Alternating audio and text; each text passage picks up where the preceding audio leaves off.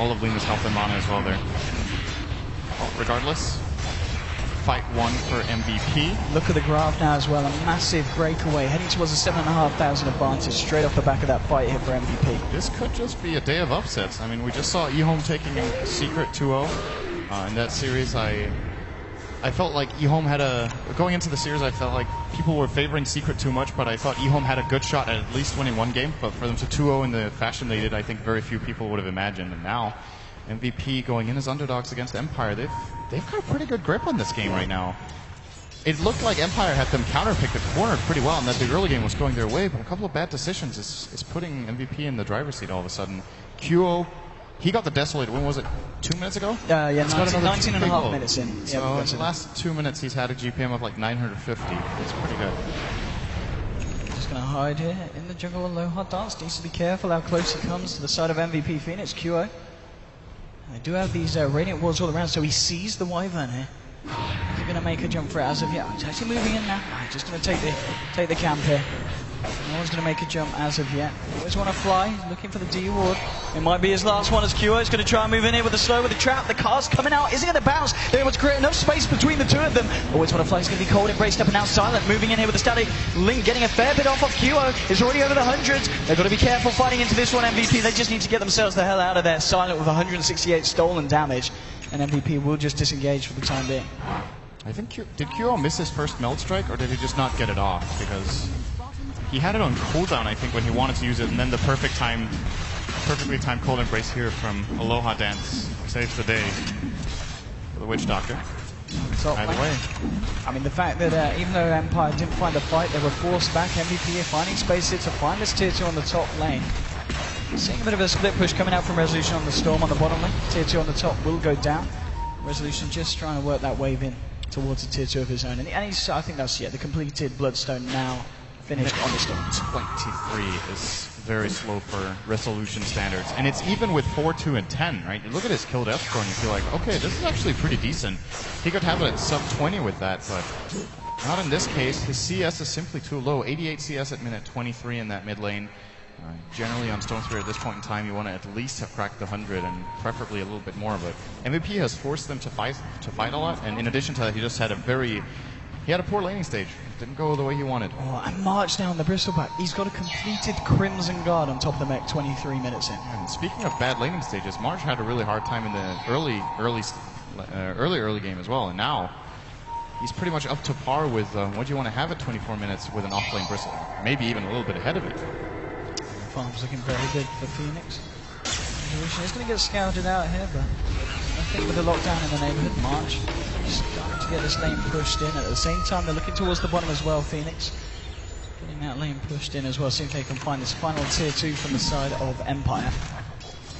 This time, I mean, it's going to be very hard for Empire to try and jump in on this one, especially March with those items that he's got here to benefit the team in a team fight situation. They have to find a good Winter Curse. It's been the key ability that's been lacking in this game so far for them. They haven't really been able to find the angles, but now with a Glimmer Cave, it's a lot more possible for Aloha Dance either to sneak in and do it, or at least to get a cold embrace into Glimmer Cave onto a friendly target that gets opened up. Moving in now. Get the tower up for free. Okay, bottom lane. Nuts, he's going to blink in on this one, and now with the relocate, they're going to be able to control Resolution, bringing in Q with the damage! Blowing up the Storm Spirit. Not a chance in hell for him there.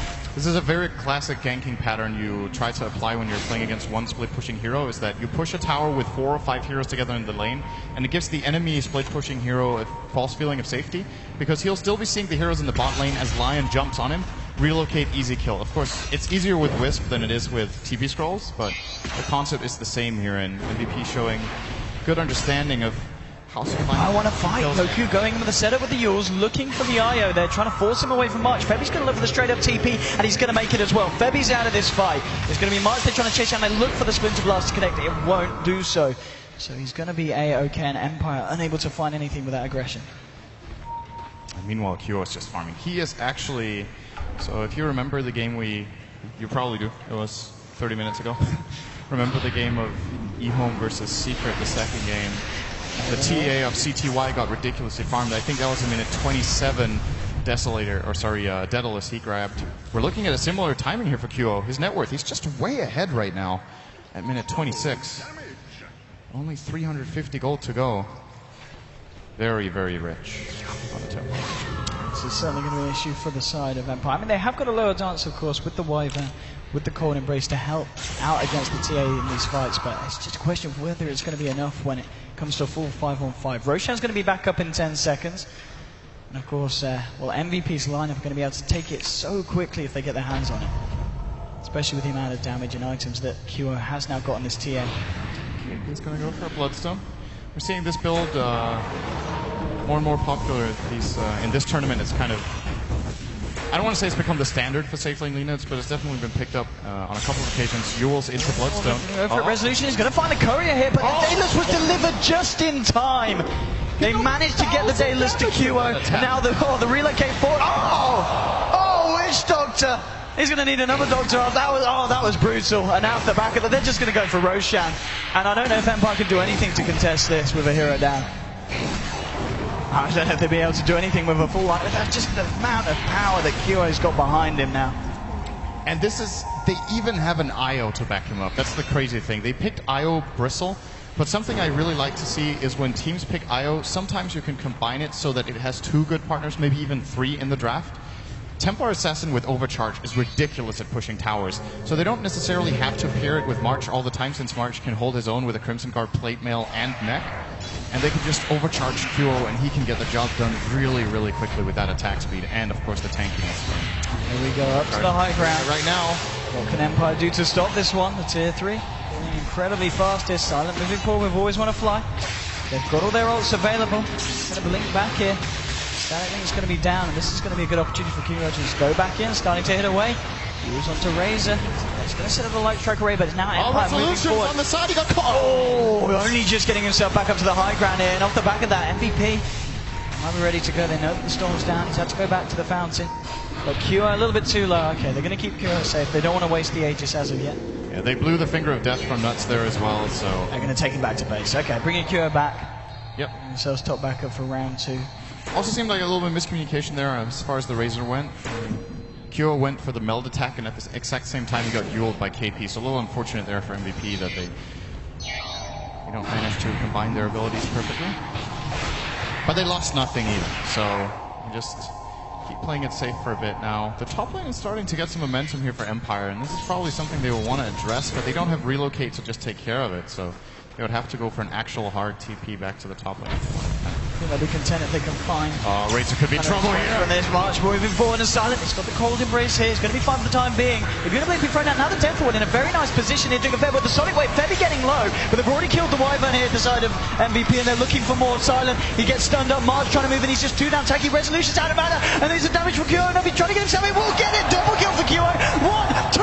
He needs one more. That's going to do it. No, he needs the final one. He's got it. It's a triple kill for QO. Now Silent chasing down March. Will find the kill with the help of Yoku and Resolution. And it's in fact just QO that's left alive. Will be able to blink himself out. Resolution is not happy. He wants QO dead. He's going to be able to, it's going to be the Karina playing there with the Yules, holding QO in place. QO just trying to turn it. He's got the Aegis. Now they've got to kill him a second time here. They've got to be careful. QO is a bit of a glass cannon. He does a hell of a lot of damage here. He's just going to try and meld himself up. They haven't got detection.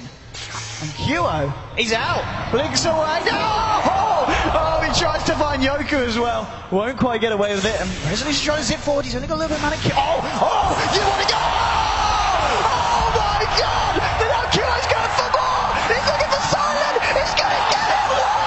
Oh my God! Double kill for QO. This man, you can't kill him.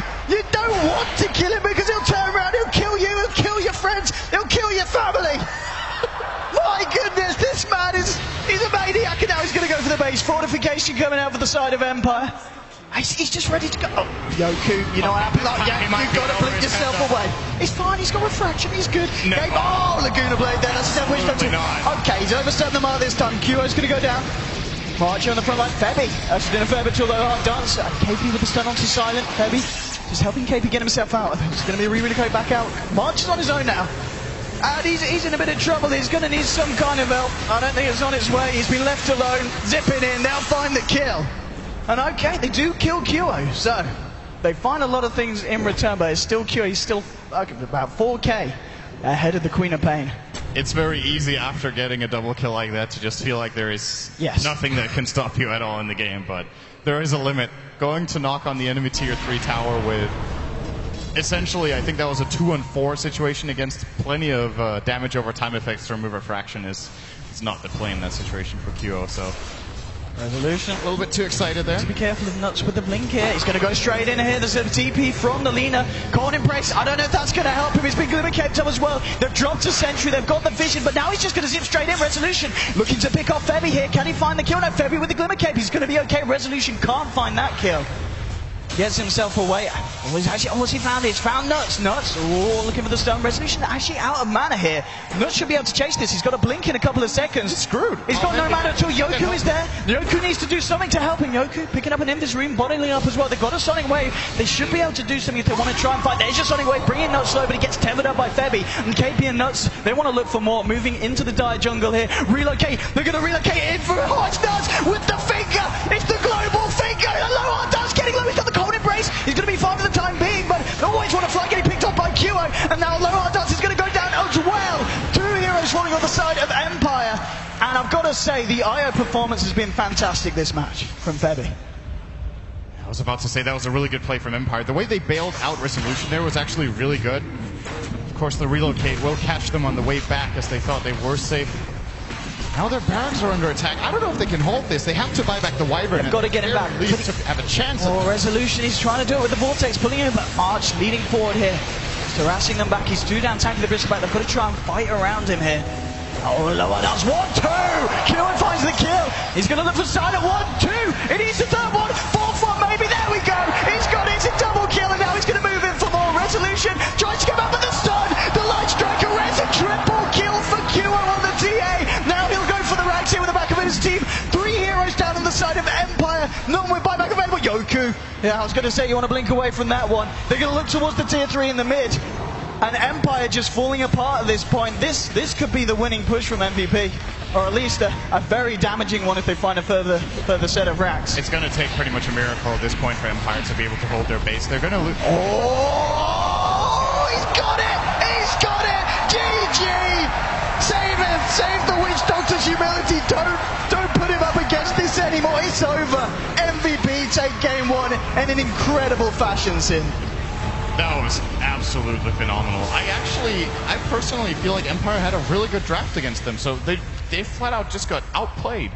They lost their mid lane really hard, and MVP just, you know, this is what I was saying. They're playing like a team that has so much confidence. QO had, in some cases, had like too much confidence, but overall, just very, very solid aggressive play here from MVP. And Empire, they're 1 loss away from elimination at this point. Going into this tournament, I think a lot of people were expecting good results from them, so they have to pull it together here to get back in game number 2 and, of course, have a shot at game number 3. MVP, on the other hand, yeah, rightfully so. That's big cheer here for Phoenix after that performance. I could have said something there, but that was a better explanation from the audience. I pretty much summed up game 1 there and the audience reaction. I can't wait for game 2. Because, well, we'll see what Empire have to answer for that. I'm sure they're going to have something. I don't doubt them at all. But we're going to head over to the analysts to see what they have to say about QO and his team's stellar performance.